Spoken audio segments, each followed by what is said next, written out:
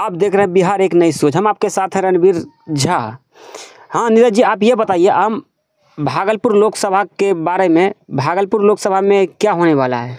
देखिए, सबसे पहले रणवीर जी मैं आपको बताना चाहूँगा, भागलपुर को लोकसभा क्षेत्र जो है बहुत ही चर्चा में रहता है और चर्चा में रहना भी चाहिए। काहे कि भागलपुर से सुशील मोदी भी 2004 में यहाँ से सांसद रहे हैं और इस बार जो है पहले 2014 के मोदी लहर में यहाँ से जो बुलो मंडल ने प्रत्याशी हुआ था और चुनाव जीता था, और उसके बाद जो है शहनवाज हुसैन भी यहाँ से रहे हैं और 2019 में जो है यहाँ अजय मंडल को बहुत फुल बहुमत से यहाँ से जो है उनको विजयी हुआ, वोट दिया लोगों ने। लेकिन इस बार जो माहौल है कुछ बदला नज़र आ रहे हैं। काहे कि अजय मंडल से नाखुश लोग दिख रहे हैं। काहे कि जब मैं क्षेत्र में घूमते हैं तो लोग बोलते हैं कि अजय मंडल कभी कोई क्षेत्र में घुमा नहीं है। तो हमको समझना होगा भागलपुर के लोकसभा क्षेत्र को। 2019 के लोकसभा चुनाव की अगर हम बात करें तो यहाँ से अजय कुमार मंडल जो है जीते थे। इनको 6,18,254 वोट मिले थे, यानी 59% उनको वोट मिले थे। और 2 नंबर पर शैलेश कुमार उर्फ बुलो मंडल थे जो 3,40,624 वोट मिले थे उनको। और भागलपुर से अजय मंडल को 2,77,630 वोटों से वो चुनाव जीते थे। अगर हम 2014 की बात करें, तो 2014 में जदयू, राजद और बीजेपी तीनों अलग अलग लोकसभा क्षेत्र की वो चुनाव लड़े थे। आरजेडी चुनाव लड़ा था शैलेश कुमार उर्फ बुलो मंडल जो चुनाव जीते थे 2014 में, और इनको वोट जो मिला था 3,67,623 वोट मिले थे। और बीजेपी को सैयद शहनवाज हुसैन चुनाव हार गए थे जो 2 नंबर पे थे और बीजेपी से वो चुनाव लड़े थे, और उनको वोट जो मिला था 3,58,138 वोट मिले थे। और जदयू से जो उम्मीदवार थे अब्बू केसर चुनाव लड़े थे जिनको 1,32,256 वोट मिले थे, यानी 13% उनको वोट मिले थे। और विधानसभा, देखिए हमको समझना होगा कि विधानसभा में कितना मजबूत है। काहे कि अब पहले महागठबंधन मजबूत थे, तेजस्वी यादव की सरकार, लेकिन नीतीश कुमार जो है वो अब किसके साथ चले आए हैं? बीजेपी के साथ चले हैं। तो अब विधानसभा को 2020 में जो विधानसभा का चुनाव हुआ था उनको भी हमको समझना होगा। भागलपुर में 6 विधानसभा और 7 विधानसभा सीट को हमको अच्छी से जानकारी होना चाहिए कि किस विधानसभा से कौन मजबूत है। तो बिहपुर विधानसभा से जो है बीजेपी के इंजीनियर शैलेंद्र कुमार विधायक है। गोपालपुर से नरेंद्र कुमार नीरज जदयू से विधायक हैं। पीरपैंती से ललन कुमार बीजेपी से विधायक हैं। कहलगांव से पवन कुमार यादव जो बीजेपी से विधायक है। भागलपुर से अजीत शर्मा जो कांग्रेस से विधायक हैं। नाथनगर से अली अशरफ सिद्दीकी जो आरजेडी से विधायक है। यानी विधानसभा की अगर बात करें रणवीर जी, तो विधानसभा में जो है वो बीजेपी मजबूत दिख रहे हैं। काहे कि 4 सीट जो है वो एनडीए के खाते में, यानी बीजेपी के खाते में विधानसभा में दिख जाते नज़र आ रहे हैं। और भागलपुर विधानसभा जो है अब समीकरण बदल गए हैं। अब जो है 2024 की बात करें तो यहाँ जो है मामला एकदम चेंज हो गए हैं। और भागलपुर की सीट जो है मैं आपको बताना चाहूँगा, भागलपुर का जो सीट है वो कांग्रेस के खाते में चले गए हैं। और अजीत शर्मा जी जो है भागलपुर से जो विधायक है वो लगातार अपने क्षेत्र में घूम रहे हैं और वो कह रहे हैं कि हम तेजस्वी यादव को बोल दिए हैं कि मैं भागलपुर से चुनाव लड़ूंगा।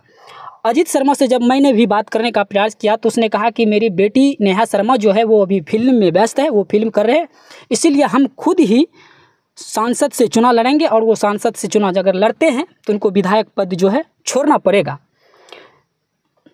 लेकिन भागलपुर के इतिहास को भी हम लोग जानने का प्रयास करेंगे, कौन कब यहाँ से जो है जीता है।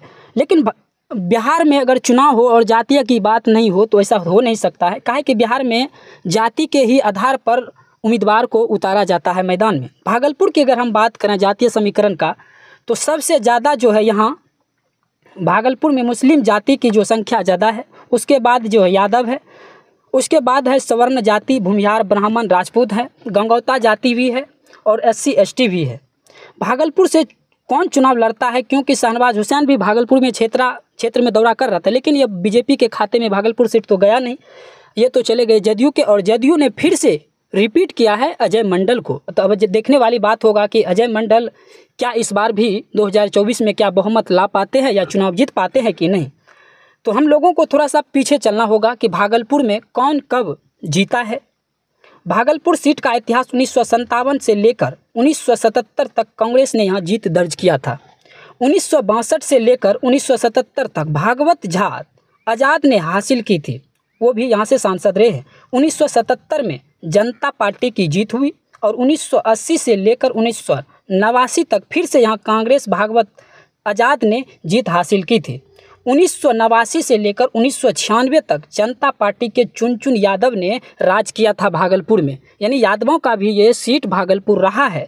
1998 में बीजेपी ने यहाँ जीत हासिल की। 1999 में जो है CPM यानी जो सुबोध राय यहाँ से चुनाव जीते थे। 2004 में जो बिहार के पूर्व डिप्टी CM भी रहे हैं सुशील कुमार मोदी, 2004 में वो भी भागलपुर से सांसद रहे हैं। और 2009 में सैयद शाहनवाज हुसैन चुनाव जीते थे और 2006 में भी 2 बार जो है सैयद शाहनवाज हुसैन यहाँ से चुनाव जीते हैं। और 2019 में जदयू ने अजय कुमार मंडल को प्रत्याशी बनाया और वो जो है काफ़ी 3 लाख के करीब से वो अपना चुनाव जीते थे। अब देखने वाली बात होगा क्योंकि RJD जो है यहाँ से उम्मीदवार जो कंफर्म कर दिए हैं कि वो RJD की यहाँ उम्मीदवार नहीं होंगे, कांग्रेस के खाता में ये सीट चले गए हैं। अब देखने वाली बात होगा क्या अजय मंडल फिर से वो चुनाव यहाँ से जीत पाते हैं या नहीं जीत पाते हैं। तो यही मैं भागलपुर की समीकरण आप लोगों को बताया हूँ और अजय मंडल भी अपने क्षेत्र में है और वो भी लगातार मेहनत और प्रयास कर रहे हैं। अब देखने वाली बात होगा क्या अजय मंडल फिर से चुनाव जीतते हैं। काहे कि भूमिहार जाति के नाम पर वोट गिरता है, मैं मानता हूँ रणवीर जी, यहाँ जाति के नाम पर वोट गिरता है। और अजीत शर्मा जो है वो भी एक भूमिहार है और उसका दबदबा है कि मैं भूमिहार से भी वोट उनको आ सकता है। बहुत सारी चीज़ें ऐसे हैं।